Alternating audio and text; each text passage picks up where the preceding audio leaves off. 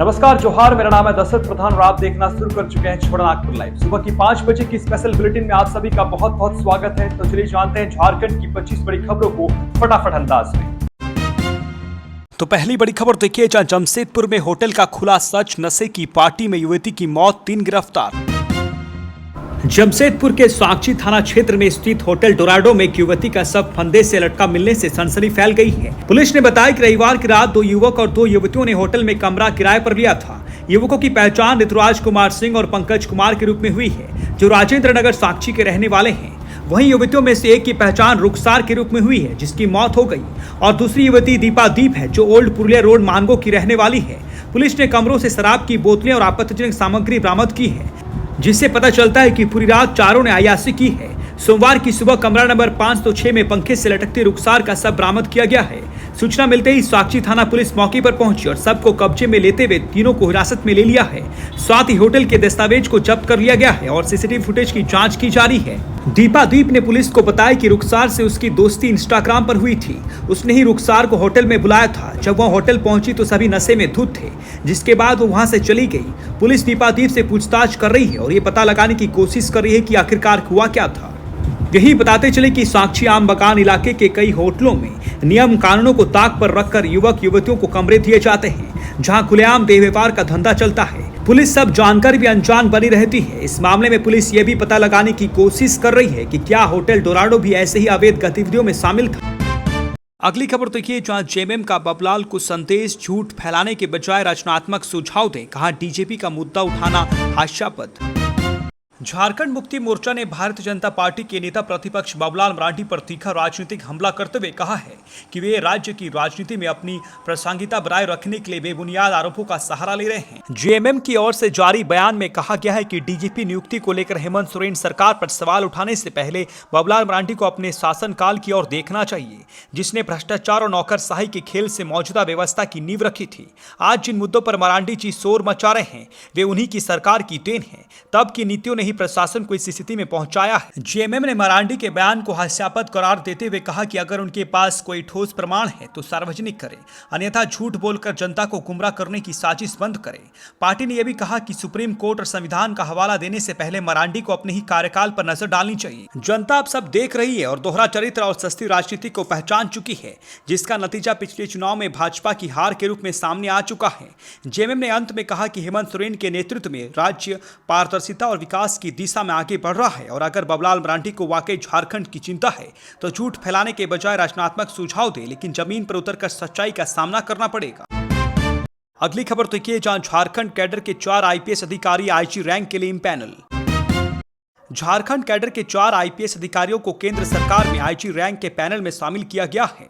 इनमें 2004 बैच के 2 अधिकारी आईजी अभियान के पद पर पदस्थापित चर्चित आईपीएस होमकर ओमाल वेणुकांत और आईजी स्पेशल ब्रांच के पद पर पदस्थापित प्रभात कुमार शामिल है। इसके अलावा 2005 बैच के आईपीएस अधिकारी कुलदीप द्विवेदी, जो वर्तमान में केंद्र प्रतिनियुक्ति पर हैं, और 2007 बैच के अनूप बिरथुरे, जो वर्तमान में झारखंड जगुआर के आईजी पद पर पदस्थापित हैं, को भी इस पैनल में स्थान मिला है। केंद्र सरकार कैबिनेट की नियुक्ति समिति ने देश भर के 65 आईपीएस अधिकारियों को आईजी या समकक्ष रैंक के लिए इंपैनल करने का निर्णय लिया था। इस सूची में गुजरात, झारखंड, बिहार, हिमाचल प्रदेश सहित कई राज्यों के अधिकारी शामिल हैं। झारखंड के इन चारों अधिकारियों को लेकर पहले से ही उम्मीद की जा रही थी कि उन्हें जल्द पदोन्नति मिलेगी। राज्य में बतौर एसपी और डीआईजी रहते हुए इन सभी अधिकारियों का कार्यकाल उल्लेखनीय रहा है। झारखंड की उन्नति में इनका योगदान को नकारा नहीं जा सकता।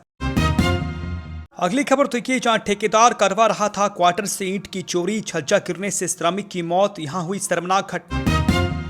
जमशेदपुर में फिर एक हादसे में युवक की जान चली गई है। दरअसल ब्रह्माइंस के सीधो कानो बस्ती में स्थित टाटा कंपनी के कई क्वार्टरों को जर्जर घोषित कर दिया गया है।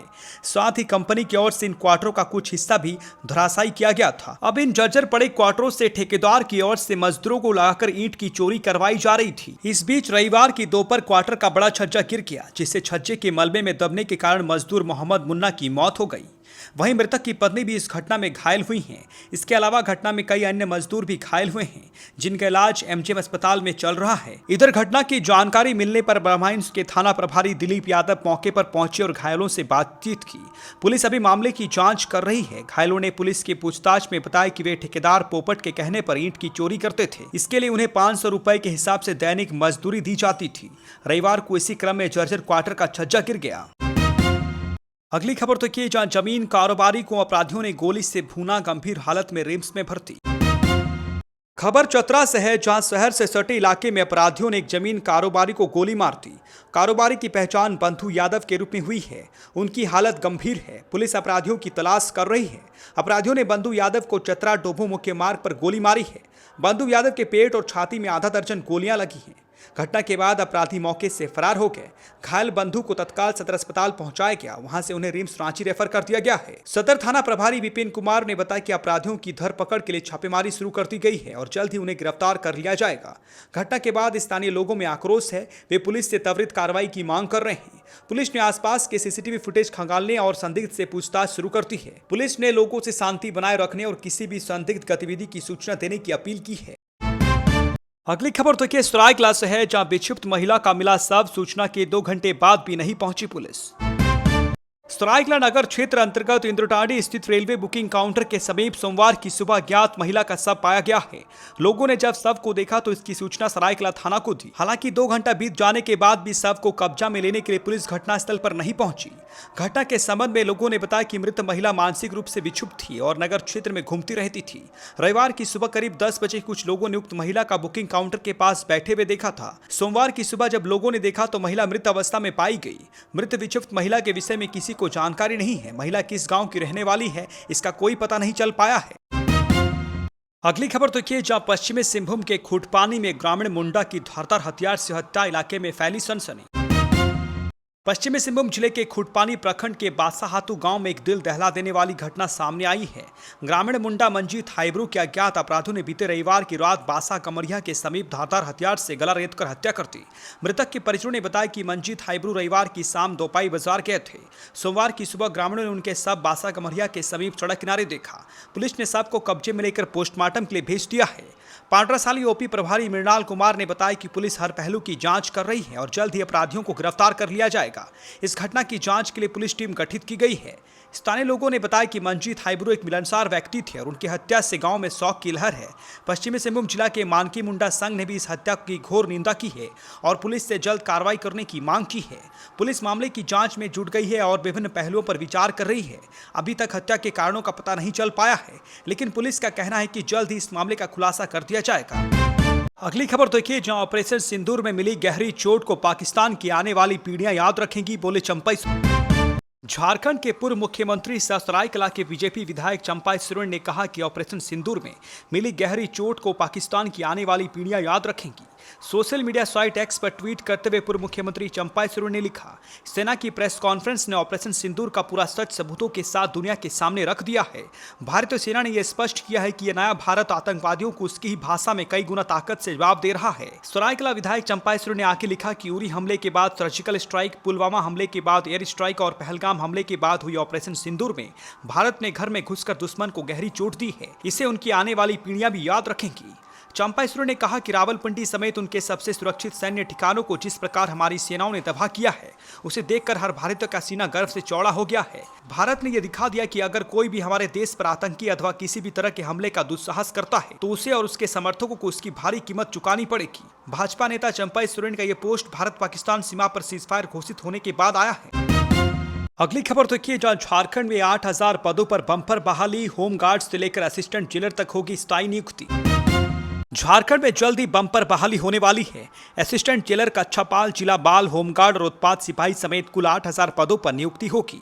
राज्य के 31 जिलों में असिस्टेंट जेलर और कक्षापालों की कमी के मद्देनजर नियुक्ति प्रक्रिया की अनुशंसा की गई है। इस संबंध में जल्द ही कारा विभाग द्वारा विज्ञापन जारी किया जाएगा। जानकारी के अनुसार 45 असिस्टेंट जेलर और 1900 कक्षापालों की नियुक्ति होनी है। इसके अलावा जिला बल, होमगार्ड और उत्पाद सिपाही के पदों पर भी बम्पर बहाली होगी। सूत्रों से मिली जानकारी के अनुसार कुल 8000 पदों पर बहाली स्थायी आधार पर किए जाएंगे। होमगार्ड की भी नियुक्ति स्थायी रूप से ही होगी। कक्षापाल के पदों पर नियुक्ति पाने के लिए अभ्यर्थियों को दौड़, शारीरिक दक्षता और लिखित परीक्षा में सफल होना आवश्यक है।